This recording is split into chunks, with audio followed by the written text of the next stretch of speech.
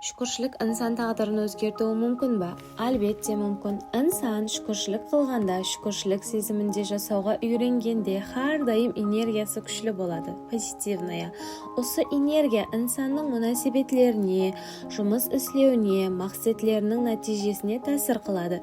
Әне енді инсан өзінің алдына қойған мақсатларының нәтижесін көргенде, мунасибетлері жақсыланып атырғанын сезсе, көрсе, өмірі жақсы тәріпке өзгеріп атырғанын көрсе, ол инсанның дүние қарасы өзгереді ме?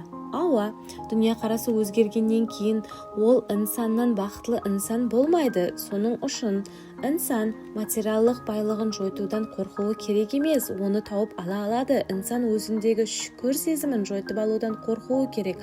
Шүкір сезімі жойтылғанда қолындағы барлық һәмме нәрсе жойтылады.